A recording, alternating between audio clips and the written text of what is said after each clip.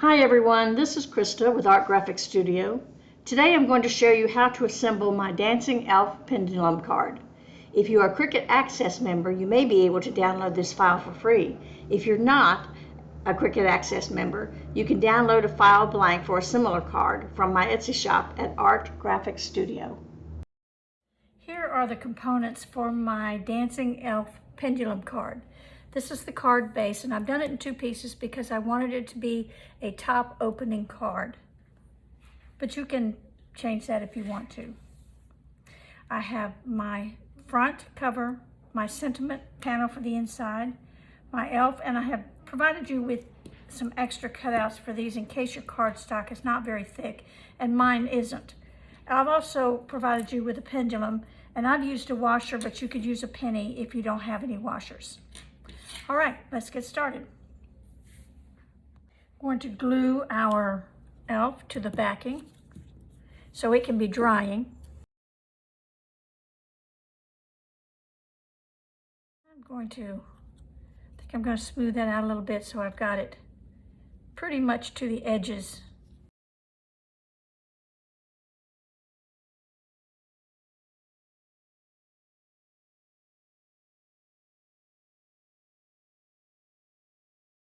Of course, if your cardstock is thick enough, I've used this gloss coat or glossy cardstock, and it isn't really thick.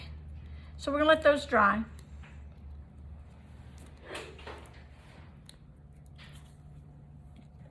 And we'll move on to our card base. Fold along the score line.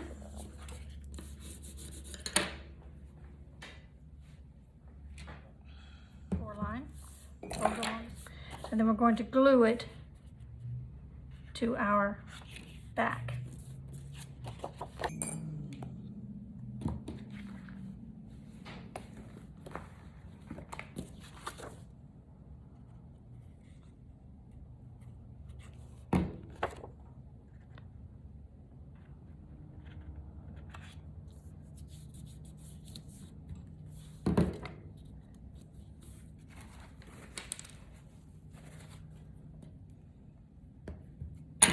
And we'll let that dry.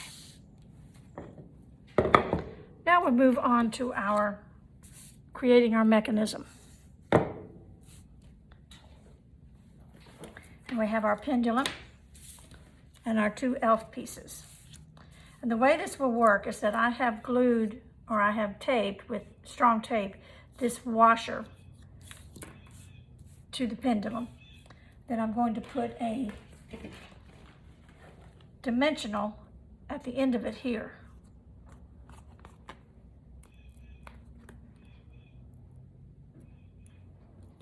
All right, so when we put this in, you can see that the dimensional is just slightly smaller than the hole. And this is what I have used, this smaller one. Okay. Now we're going to put that there. And we're going to peel off our tape, and then we're going to place our little guy. Let's get that centered. Place our little elf right about where we want him there. All right, so there you see we have our swinging elf. Okay, now we want to place our little elf's head. And I want to put this on with some dimensionals to get it up off of this. And we'll need to put double dimensionals on it. But you want to be careful where you put them because you don't want them to interfere with the swinging of the mechanism. So let's do that. We know we're safe putting one up here. But along the edges, you're probably going to want to use some mini dimensionals, and even then, you may want to trim them down, which is what I'm going to do.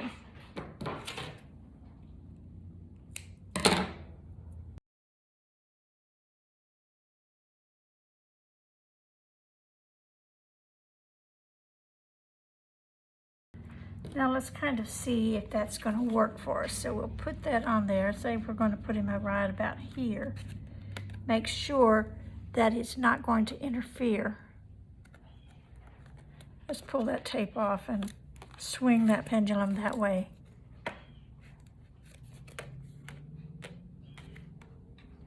Yep, looks like we're good there. So we'll go ahead and double up on those.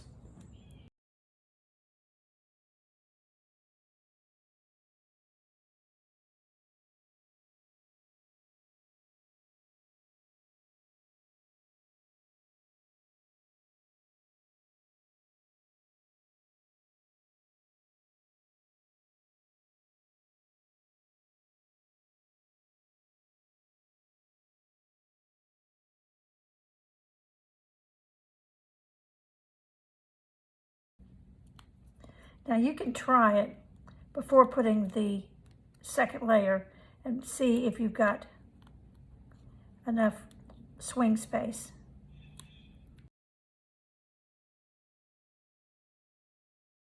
All right, here we go. Now let's see.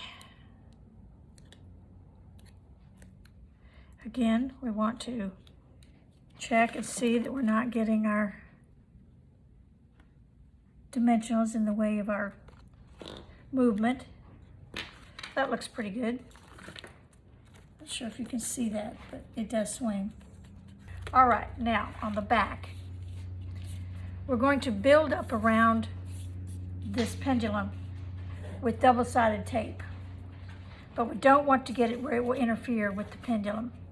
So we don't want to go any further than here on that side, and we don't want to go any further than here on that side. I might make just a little pencil mark,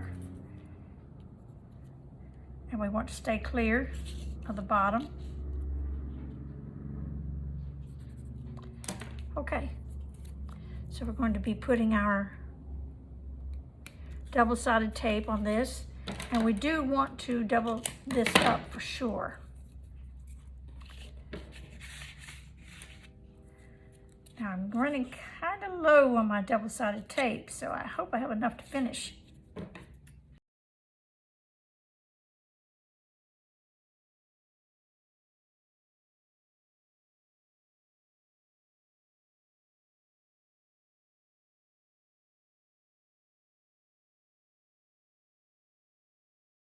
Now I'm going to take the backing off of here and put another layer of tape. I'll do that and we'll be right back.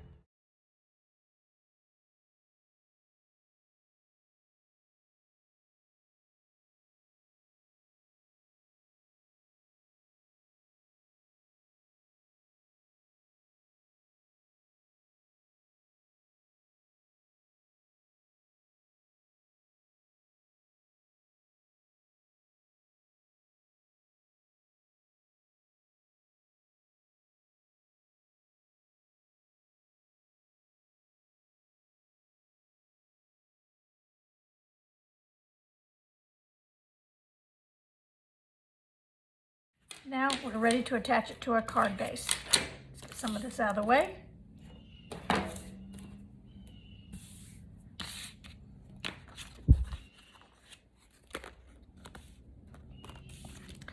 Now, before we do that, and before you take the top tape off, top paper off, want to, if you have a anti-static cloth, you put a little of that in there. That'll help keep your pendulum from sticking. If you don't have that,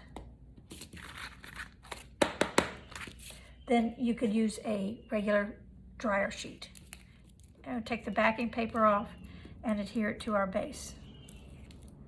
Now this will go on the front of the base.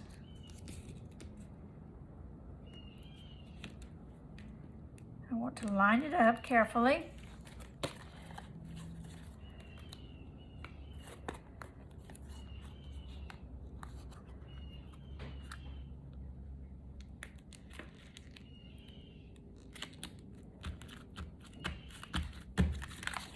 All right, there is our little dancing elf.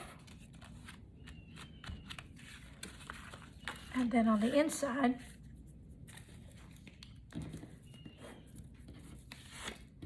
she won't have this hole here. We will put our sentiment blank, on the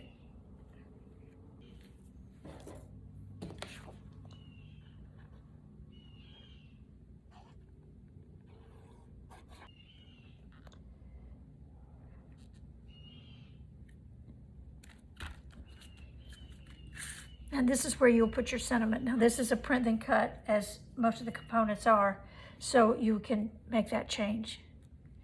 All right, we'll let that dry, and we'll be right back. All right, here's our finished card with our dancing elf. And I have elected to add a little Christmas tree, but you don't have to do that. It's not included in the packet. And you can put your sentiments here, whatever you'd like to make that.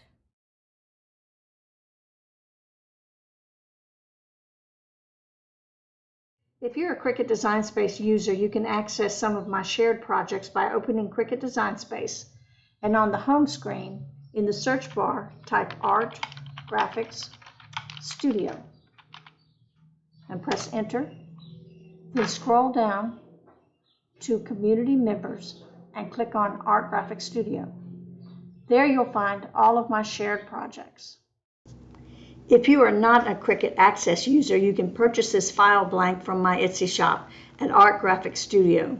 See the following clip for download instructions. Sometimes, depending upon your system and/or your software, you may have to resize your uploaded design before you can make it. While I'm demonstrating this in Cricut Design Space, the same principles apply no matter what software you're using.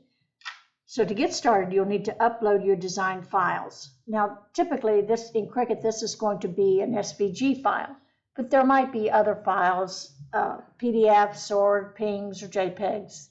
So let's go to Upload, Upload Image, and Browse. Now we're going to go to where we know our files are, in this case, crafts and envelopes. Now today I'm going to show you on this 4.5 by 9.5 inch envelope. So I'll open that and open the SVG file. Now here's our file. So let's upload that. And here it is. Now let's just click on that. And you see this green border? That indicates that it's selected. So we want to add that to our canvas over on the lower right. Now here we have it. Let's make it a little smaller so we can see the whole thing. Now you can see it's all grouped, but before we ungroup it, we need to do one thing, and that is to resize it, or to see if we need to resize it. In this case, I said I wanted a 4.5 by 9.5 inch card. So I'm going to create a rectangle, unlock the edit, and change that to width of 9.5 and a height of 4.5. Oops, 9.5. All right, there we go. Now I'm going to move this size that I know to be the correct size into place. About there. And as you can see, that's pretty close. So I think I'm just going to use that. And I'm going to get rid of that because I don't need it now. But let's say, for example, our envelope or whatever our project was came in at a different size. So here's the size we wanted. But as we can see, it's way too small. So what we want to do now is to adjust the size of the project. In this case, it's an envelope. So I'm just going to grab the corner and I'm going to expand it until I get it about where I think it ought to be. Now I've gotten it a little too big, so I'm going to reduce that. And there, that's about what we need for it to be. So we don't need our rectangle anymore. And here we are, ready to start designating our score lines. So now we know it's the right size. Let's go ahead and ungroup it. Now we want to change our score lines into score lines because they come in as cut lines. And in order to do that, click on the area that you know to be your score lines. And the way you know these will be score lines is because this box right here turns red. So we want to change basic cut to score. Now you can see that we have our score lines. Now all you have to do is select both your score lines and your design and attach them. Now you're ready to make it. And when it comes up, you can see that your score lines and your design is all on your cutting board.